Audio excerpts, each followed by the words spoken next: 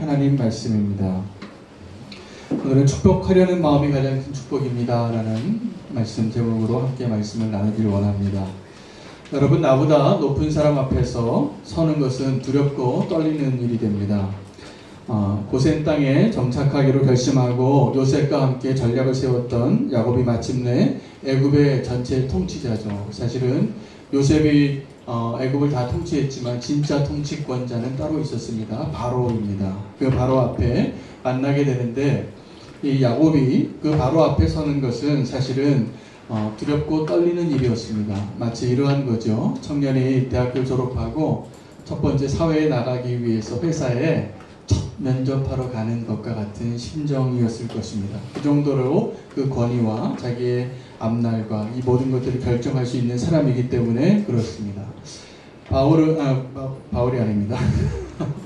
야곱은 그 바로 앞에 설 때 잘 될 거라는 마음은 있었을 것 같아요. 왜냐하면 바로는 이미 하나님이 그 땅으로 가서 명령하여서 간 순종이기 때문에 그렇습니다. 하나님 명령하여서 간 걸음이었기 때문에 바로를 만나도 별로 두려워하지 않을 것 같은데 어떤 두려움이 있냐면 우리가 어떤 기대를 가지고 있으면 두려워집니다.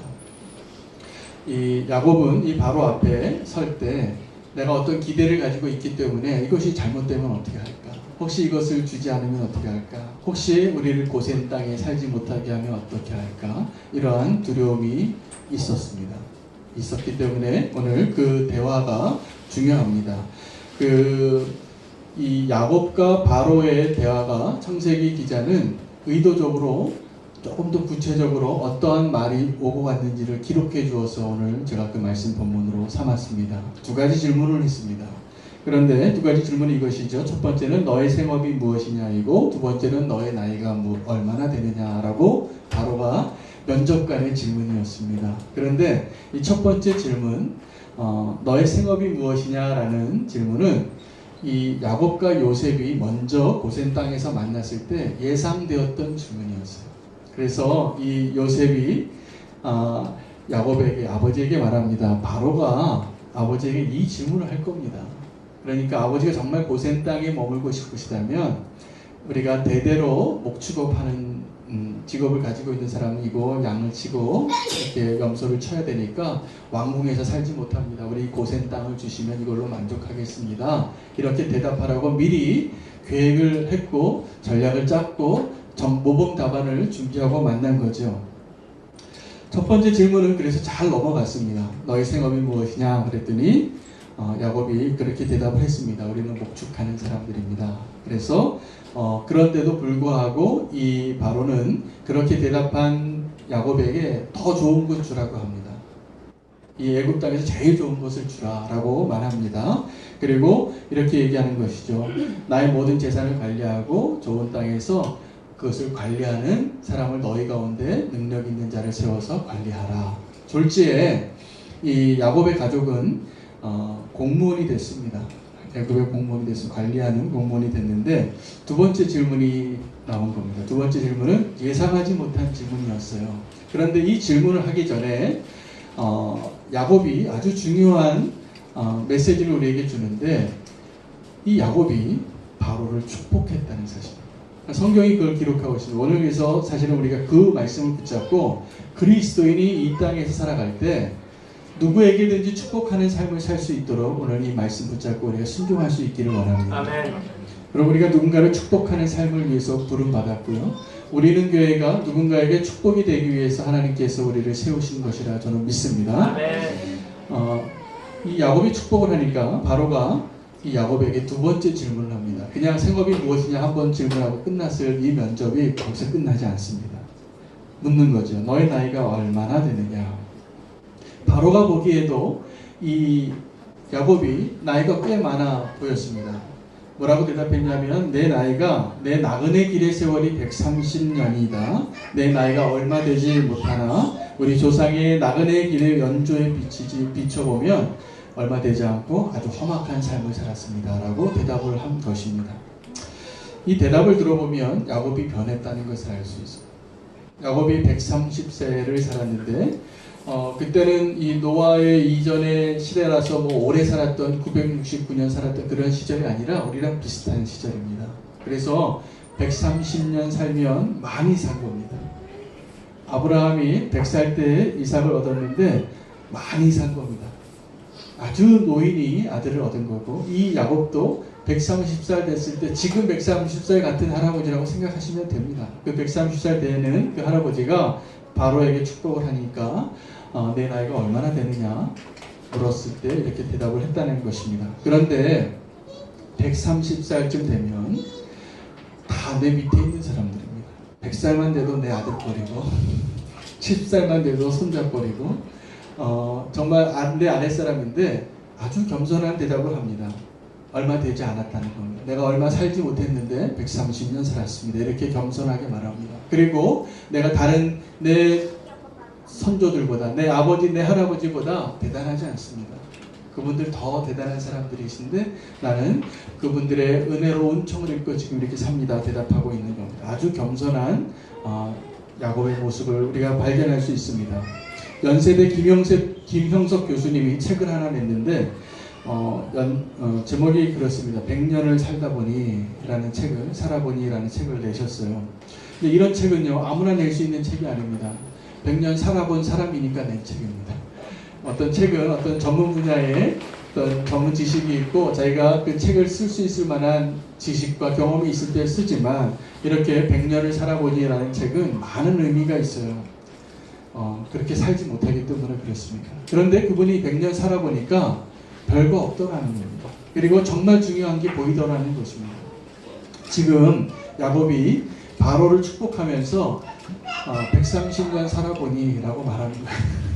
내가 130년 살아보니 이렇게 겸손해집니다. 정말 남는 게 이거밖에 없습니다. 라고 말하면서 뭘 얘기하고 있냐면 하나님을 이야기하는 거예요. 야곱이 뭘 가지고 있다라고, 뭘 가지고 있어서 이 바로를 지금 축복하겠습니다. 이 변화된 야곱이 지금 축복하고 있는데, 우리는 이 야곱이 바로를 축복한 것을 한번 잘 생각하고 오늘 우리에게 하나님 주시는 음성을 잘 들을 수 있기를 축복합니다. 이것은 많은 의미가 있습니다. 사실은 바로가 야곱을 축복해야지 맞아요. 지금 상황이 어떤 상황입니까? 이 애굽의 제국의 최고의 통치자가 나그네같이 먹을 거 하나도 없어서 사실은 동냥하러 온 사람이지만, 그래도 그 아들이 총리였던 요셉이니까 특별 대우를 해서 만나긴 했지만, 지금 누가 누구 축복을 해야 되냐면 사실은 바로가 야곱을 축복해야지 맞아요. 우리의 세상적인 이치로 따지면 높은 사람이 낮은 사람을, 나이가 아무리 많이 먹었어도 사실 지금 모든 이 권세와 위치와 상황을 봐서 기근 가운데 아직도 5년이나 기근을 더 살아야 하는 그 상황 가운데 만남 속에서 누가 축복을 해야 되냐면 바로가 축복해야 되는데 거꾸로 야곱이 축복합니다. 우리가 이걸 기억해야 합니다. 우리는 이렇게 오해를 해요. 축복을 할 때 내가 축복할 게 좀 뭘 있어야지, 내가 좀 축복할 위치에 있어야지 축복한다고 생각해요. 내가 누군지 모르고 누가 축복하는지를 모르는 것이기 때문에 이러한 생각과 이런 오해를 하는 것입니다. 우리는 축복에 대한 오해를 오늘 깨트려야 합니다. 우리는 축복을 하기 위해서 축복을 받은 자이고, 그리고 축복을 흘려보내야 할 사명이 있는 자로 이 땅에 그리스도인으로 살고 이 땅에 교회로 있어야 합니다. 축복에 대해서 오해를 하는데 이렇게 이야기하는 목사님이 있었습니다. 어떤 목사님이 한국교회에 대해서 소중한 글을 남기셨는데, 요즘 교회가 너무나 성급하게 세상을 축복한다는 거예요. 세상을 축복하려고 해서 어떻게 하냐면 자꾸 교회에 오라고 해요. 교회에 오라고 해서 그 사람들이 이해도 못하고 마음도 열리지 않은데 무조건 데려와요. 데려왔는데 뭘 주려고 하는지, 정말 우리가 주려고 하는 축복이 메시지가 뭔지, 정말 우리가 가장 소중하게 생각하는 예수 그리스도의 십자가가 무엇인가를 전하는 것이 아니라 밥을 사주거나 선물을 주거나 아니면 우리가 정말 가장 소중한 축복이라고 하지 않은 그 다른 것들로 축복하려고 하니 그 축복이 안 되고 축복이 전달되지 않고 있다는 것을 안타까워하면서 글을 쓰셨어요. 그러면서 이분이 이렇게 이야기합니다. 이제 교회는 세상과 소통하는 법을 좀 배워야 합니다. 교회가 세상을 축복하기 위한 준비가 필요한데 교회는 먼저 이웃과 함께 해야 합니다. 아멘.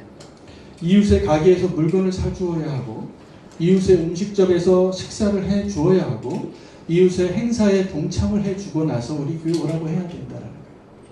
그들의 이웃이 먼저 되어야지 그들이 우리의 성도가 될 수 있는 것이라는 거예요. 아멘.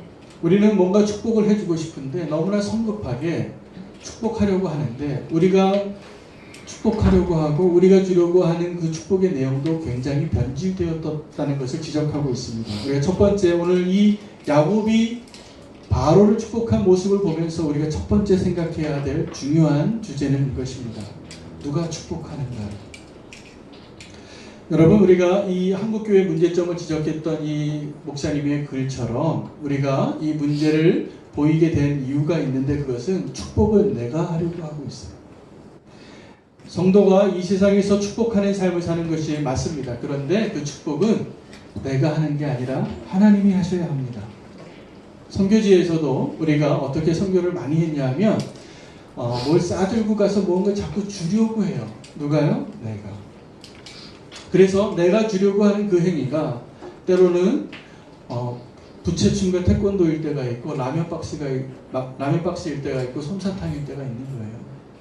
그래서 페이스 페인팅을 하고, 이것이 다 나쁘다는 게 아닌데, 우리가 정말 주려고 하는 것이 진짜 무엇인가를 대해서 생각하지 않고 선교한다는 것에 목적을 두게 되면 우리가 정말 주어야 할 것이 무엇인지를 놓치고 정말 축복의 통로가 되지 못하고 정말 축복을 전하지 못하는 자로 있을 것입니다.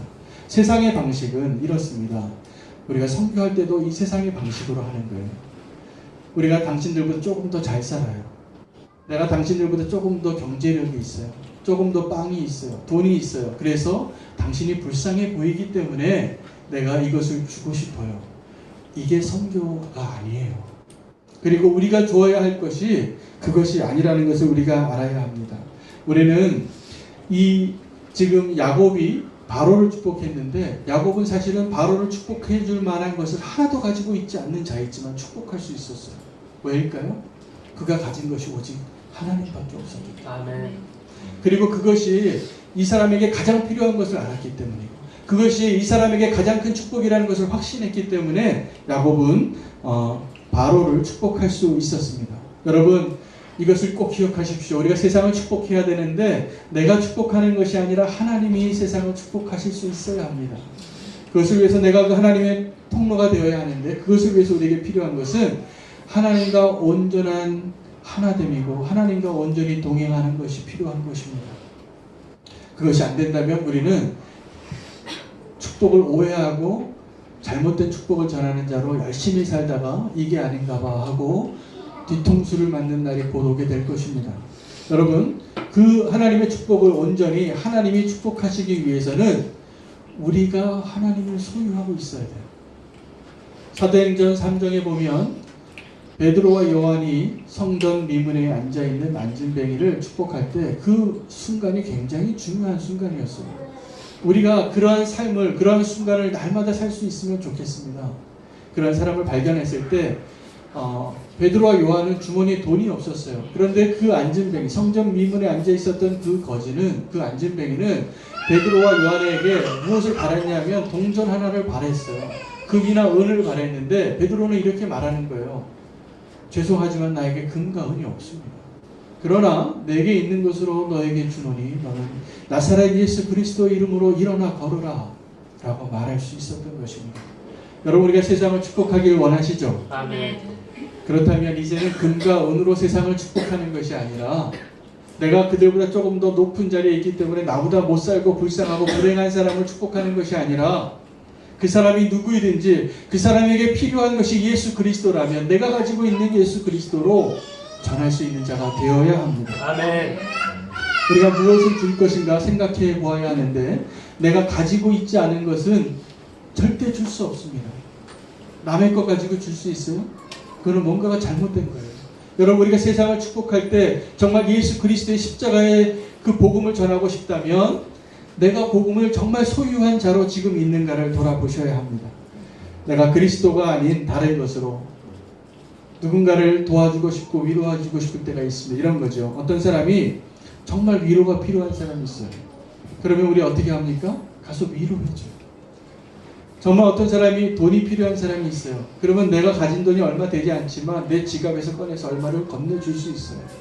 마음을 담아서 봉투에 담아서. 어떤 사람이 정말 굶주리고 있으면 내가 사랑하는 마음으로 밥 한 그릇 사줄 수 있어요. 훌륭한 일입니다. 그러나 정말 주님이 원하시는 것은 그러한 정도의 축복이 아니에요. 정말 그들에게 필요한 것이 예수 그리스도이기 때문에 그래요. 그런데 우리가 언제 정말 예수 그리스도를 줄 수 있을까가 오늘 저 여러분이 생각해 봐야 중요한 고민이에요. 이 야곱이 어떻게 해서 바로를 지금 축복할 수 있었냐 하면 야곱의 인생을 우리가 한번 돌아봐야 돼요. 야곱은요 태어날 때부터 붙잡기 위해서 태어났어요.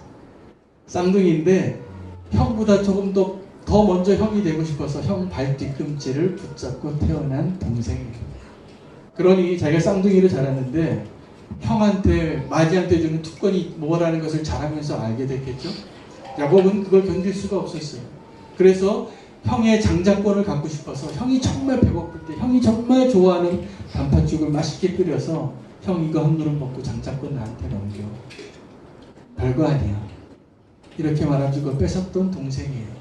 아버지가 축복할 때 형에게 줄 수 있는 그 축복을 아버지에게서부터 받기 위해서 엄마와 공모해서 정말로 내가 형인 척하고 아버지의 축복을 받으려고 했던 그 야곱이에요. 야곱이 바뀌었던 그 야복 강가에서의 그 변화는 그가 이 엉덩이 뼈가 다 부서져서 이제는 장애인으로 살 수밖에 없는 모습이 됐을 때 하나님 앞에 무릎 꿇고 정말 축복을 소유하게 됐어요. 그런데 야곱의 인생은 계속 어떻게 반복이 되냐면 마지막에 이 창세기에 지금 47장 올 때까지 자기가 정말 사랑했던 아들 요셉과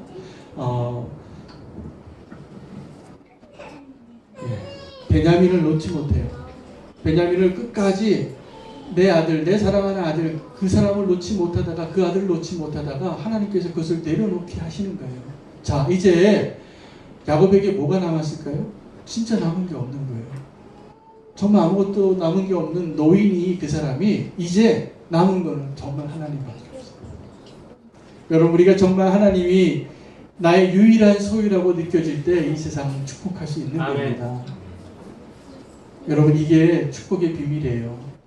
야곱은 우리와 같은 삶을 살았어요. 우리와 너무나 비슷해요. 여기에 이제 저를 포함해서 대부분의 우리가 다 야곱인데 우리는 하나님만으로 만족하지 못해서 무언가를 더 붙잡고 싶어서 살았는데 그 모습으로 정말 누구를 축복할 수 있느냐는 거예요. 사실은요, 베드로의 고백처럼 금과 은은 내게 없으나 내게 있는 것으로 너에게 주노니가 가능한 거예요. 내가 정말 하나님밖에 남지 않을 때 그 하나님만을 전할 수 있는 자가 될 것이라 믿습니다. 그러면 하나님이 지금 우리 가운데 계속 무슨 작업을 하시는 것이냐면 우리를 야곱의 인생에서와 같이 동일하게 우리를 바꾸고 계시는 거예요. 우리 인생 가운데 정말 하나님밖에 남지 않는 모습으로 130살 되어서 바로 앞에 선 야곱과 같은 때를 우리를 만들고 계시는 것이죠. 지금도 그 일을 하고 계신다고 믿습니다. 야곱이 그 바로를 축복하는데요. 오늘 창세기 47장의 후반부에는 이 야곱이 축복한 대로 바로가 축복을 받습니다. 어떻게 축복을 받냐면 아직 5년이 더 남았잖아요. 그래서 그 땅의 모든 땅이 그대로 그 땅을 농사하는 사람들이 그대로 살고 있고 그들의 생명이 그대로 있고 그들의 가축이 그대로 있는데 주인만 바뀌어요. 주인만 바뀌어서 애굽의 토지 개혁이 일어나는 거예요. 누구 때문에? 요셉 때문에, 하나님 때문에. 그래서 그 전에는 땅을 많이 소유한 부자가 있었을까요? 없었을까요? 있었습니다. 그리고 그 땅을 많이 소유한 부자는 또 소작농을 두고 그렇게 지금 우리가 살고 있는 사회에 같이 살았을 거예요. 누군가는 부자고 누군가는 가난하고. 그래서 부자가 가난한 사람을 축복하고 이렇게 살았을 겁니다. 도와주고. 자, 그런데 이 야곱이 바로를 축복하고 어떤 일이 일어났냐면 성경적으로 희년이 일어난 거예요. 주인이 바뀌었는데 다 어떻게 됐냐면 바로 땅이 됐어요. 근데 그 바로의 땅을 누가 관리하고 있어요? 요셉이 관리하고 있는 거예요. 그런데 20%를 바로에게 주고 자기가 살던 그대로 다 산다. 자기가 살던 땅에, 자기가 살던 집에, 자기가 살던 가축을 그대로 다 가지고 생명을 구했고 그대로 살게 된 거예요. 여러분, 성경에서 이 땅 가운데 하나님이 공의로운 사회를 만들기 위해서 하나님이 가지고 계신 구약의 중요한 정신이 안식이고 안식일이고 희년이에요. 그런데 그게 지금 이루어질 수가 없어요. 왜냐하면 땅을 사람이 소유하고 나서부터. 그런데 지금 이 바로의 토지 개혁이 일어나고 나서 그 일이 잠시지만 가능했어요. 그리고 그 땅의 소유가 다 바로의 소유가 되고 그것을 관리하던 하나님의 청직이 요셉이 다루게 되니까, 관리하게 되니까 사실은 공평한 사회가 된 거예요. 어떻게 보면. 요즘 토지 공개념에 대해서 이야기를 많이 하는데 성경에서 이때 한번 이게 이루어집니다. 이때 한번 이루어지고, 사실은 그 하나님이 약속의 땅을 주신 가나안 땅에서 구약의 성도들이 살아가는 방식은 이 희년의 정신에 의해서 50년마다 다시 원상복귀시키는 거예요. 50년 임대해 주는 거예요. 어떠한 것이든지. 땅은 하나님의 것이기 때문에. 그러한 축복을 누리게 됩니다. 여러분, 그런데 우리가 다시 한번 이 야곱이 그 축복해서 바로가 누리는 그 축복의 모습을 보면서 우리는 야곱의 인생 가운데 나는 지금 어느 시점을 살고 있는지를 되돌아보아야 합니다. 야곱은 자기가 그 하나님의 축복을 움켜잡고 싶었던 인생을 130년 살다가 지금 바로를 축복하는 시점에서 정말 축복하는 자가 돼요. 우리가 오늘 그러한 축복을 누릴 수 있으면 좋겠습니다. 아멘. 아브라함에게 약속했던 축복도 동일합니다. 우리가 얼마를 가지고 있느냐에 따라서, 아니면 우리가 어떤 위치에 있느냐에 따라서 세상을 축복할 수 있고 없고에 달려있지 않다는 것을 기억하십시오. 아멘. 우리가 이 세상을 축복하는 그 축복의 방식은 내가 축복하는 것이 아니라 하나님이 축복하시는 겁니다. 창세기 12장 1절에서 3절에 하나님이 아브라함과 약속했던 그 축복의 약속, 또 블레싱의 원본이 뭐냐면, 내가 너에게 다 축복을 하겠다. 너의 자손이 하늘의 별과 같이 될 것이고 이 땅을 너에게 줄 것이고 네가 부자가 될 것인데, 그것은 그냥 너에게 복을 주는 것은 아주 작은 것이고, 하나님이 원하셨던 그 축복의 비밀은 너를 통하여 모든 민족이 복을 받게 되는 거예요. 근데 모든 민족이 복을 받게 되는 그 방식이 너를 축복하는 자를 내가 축복하고 너를 저주하는 자를 내가 저주하고. 아멘. 놀랍지 않습니까?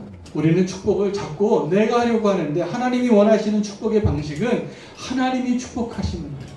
우리를 향한 하나님의 가장 큰 축복이 뭘까요? 우리 때문에 누군가가 하나님의 축복을 받는 자로 살아가는 거예요. 그럼 우리가 성도로서, 교회로서 이 세상에서 어떻게 살고 있는가는 이것을 보면 알아요. 지금 나 때문에 축복받고 있는 사람이 누구인가? 여러분, 나 때문에 내 가족이 축복을 받고 있으면 잘 사는 거예요. 나 때문에 우리 교회가 축복을 받고 있으면 잘 사신 거예요. 우리 교회 때문에 이 지역이 복을 받고 있으면 잘 사는 거예요.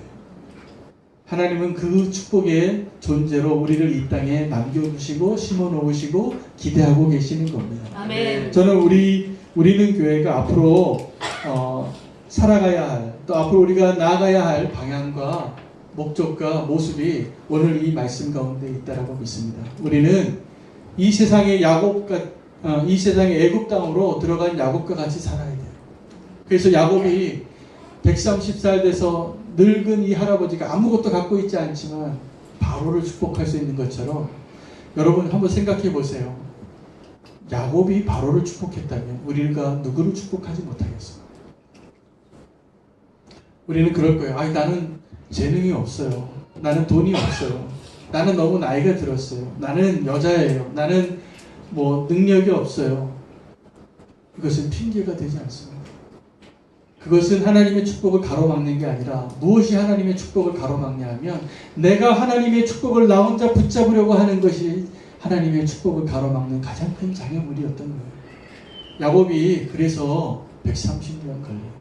저는 야곱의 인생을 창세기에서 보면서 그게 빨리 끝난 줄 알았어요. 야복강가에서 끝난 줄 알았더니 그렇지 않았어요. 요셉을 잃어버릴 때 끝난 줄 알았더니 그렇지 않았어요. 이게 130년 걸릴 때까지 하나님께서 야곱을 다루시더라고요. 어쩌면 하나님께서 우리를 그렇게 다루는 가운데 있다고 믿습니다. 제가 지난 주간에는 병원을 다니느라고 경부고속도로를 몇 번 탔는데, 가다 보니까 그 분당에 있는 우리들 교회 건물에 이 현수막이 하나 붙었는데 제 눈에 들어왔어요. 여기 뭐라고 썼냐면 결혼의 목적은 행복이 아니라 거룩입니다 라는 표가 붙어 있더라고요. 제가 운전하다가 묵상이 돼요. 결혼의 목적은 대부분 행복하려고 하거든요. 여기 아직 결혼 안 하신 분들 다 그러실 거예요. 결혼하는 목적은 내가 내 배우자를 만나서 행복해지고 싶고 지금보다 행복해지고 싶고 그 꿈을 가지고 결혼하는데 교회의 목적을 행복에 두면 행복해지지 않습니다. 그런데 결혼의 목적은 하나님의 형상을 완성하는 것이고 거룩한 것에 있는 거예요. 교회가 동일해요. 교회가 존재하는 목적은 이 땅에서 큰 건물 세우고 성공하는 게 아니라 이 땅을 축복하기 위해서 존재하는 거예요. 오늘 우리가 이게 너무나 분명해지는 것 같아요.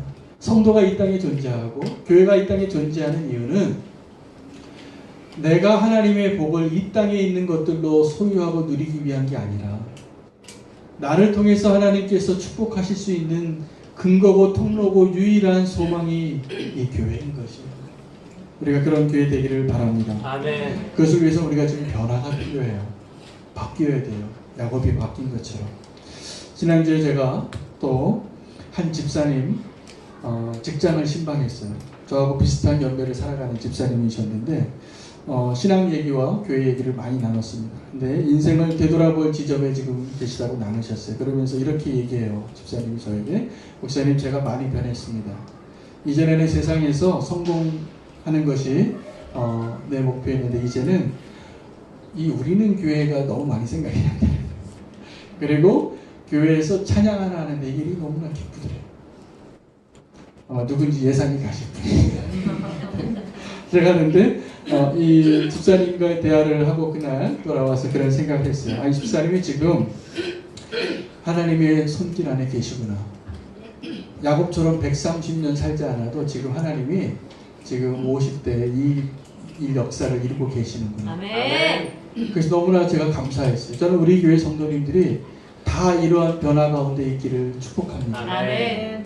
하나님 앞에 우리 인생의 목적과 교회의 존재의 목적이 더 분명하여져서 여러분 세상 사람들이나 저희나 다 똑같이 그렇게 열심히 살았거든요. 이 사다리를 올라가고 이 성공의 고지를 올라가는 것이 행복해지게 해줄 줄 알았어요. 그것을 위해서 살았어요. 누구처럼요? 야곱처럼. 그런데 이제는 정말 목적과 의미를 발견해요. 하나님이 우리를 이 땅에 왜 존재하게 하셨는지, 그리고 내가 축복할 수 있는 방식이 무엇인지, 내가 줄 수 있는 것이 무엇인지 분명해야 됩니다. 아멘. 생각해 보니까 제가 오늘 이 말씀 준비하면서 마지막 단락에 이렇게 기록했어요. 저는 여러분을 정말 축복하고 싶습니다. 아멘. 그리고 예배 마지막에 축도의 순서가 있더라고요. 정말 성부, 성자, 성령의 이름으로 여러분을 축도하고 예배를 마치는데 너무나 큰 축복이고 특권이더라고요. 저는 여러분을 정말 축복하는 자로 살기를 원하고 그렇게 하나님의 축복이 여러분에게 임하기를 원합니다. 아멘. 동일한 방식으로 여러분이 있는 곳에서 성도는 제사장의 기도를 할 수 있는 자. 그래야 해요. 가정에서, 직장에서, 내가 속해 있는 어떤 곳에서 하나님 나 때문에 이 가정이 복을 받고 이 직장이 복을 받고 이 세상이 축복을 받기를 원하는데 하나님의 축복을 주세요. 아멘. 여러분 물론 단지 그 축복 때문이라고 말할 수 없지만 성경은 오늘 본문 안에서 야곱이 애굽의 황제인 최고 통치권자인 바로를 축복하니까 그 5년 안에 그 축복이 하나님 계획하신 대로지만 놀라운 축복이 이루어지는 거예요. 여러분 다시 한번 우리의 마음을 하나님께 점검해 보시면 좋겠으면 누군가를 내가 지금 시기하거나 누군가를 저주하는 마음이 아니라 축복하는 마음을 달라고 기도하시고 아멘. 그래야지 우리가 행복해지고 그래야지 하나님께서 우리를 축복하십니다. 아멘. 누군가를 판단하고 정죄하고 미워하고 싸우고 그런 마음이 아니라 우리가 누군가를 축복하고 잘 되기를 바라고 정말 하나님이 잘 해주셨으면 좋겠고 그런 마음이 드십니까? 아멘. 저는 솔직히 목사라서 그런 마음이 들어요. 성도님들을 위해서 기도할 때 잘 되시면 좋겠어요. 정말 건강하시면 좋겠고 경제적으로도 어렵지 않았으면 좋겠고 자녀들이 다 잘 됐으면 좋겠고 그것보다도 예수 잘 믿었으면 좋겠고 아멘. 이게 제일 제가 바랍니다. 아멘. 그런데 아마 성도님들 가운데 이런 분들도 계시는 것 같아요. 목사님이 와서 신방을 하거나 기도해 주면 안수 기도를 하면 지금 제가 말한 앞에 것들을 구해요. 그런데 정말 목사로서 제가 여러분에게 구할 수 있는 가장 큰 축복은 뭐냐면 예수님 잘 아멘. 그거보다 더 큰 축복이 있을까요? 아니요. 예수님 잘 믿어서 예수님 같아지고 예수님의 형상으로 우리가 이 땅에서 살아내고 그거보다 큰 축복이 없기 때문에 저는 그렇게 되시기를 축복합니다. 아멘. 제가 오늘 야곱처럼 여러분을 축복하기를 원하고요. 여러분이 야곱처럼 이 세상에 나아가 하나님의 것으로 하나님의 방식으로 하나님이 축복해 주시기를 구하는 축복의 통로가 되시기를 축복합니다. 아멘. 기도하겠습니다. 하나님 감사합니다. 오늘 말씀 통하여서 야곱이 바로를 축복했다면 우리가 이 세상에 그 누구도 축복하지 못할 자가 없음을 고백합니다. 가진 것 없지만 그러한 자리에 서 있지도 못하지만 하나님께서 그 누구를 이 세상을 그렇게 축복하시기를 원하는 모습으로 살아가기를 원합니다. 그러한 목적으로 우리 교회가 존재하기를 원합니다. 우리가 주의 성전이 되어서 이 세상을 향하여 그렇게 축복할 수 있는 존재가 되게 해 주시옵소서. 예수 그리스도 이름으로 기도합니다.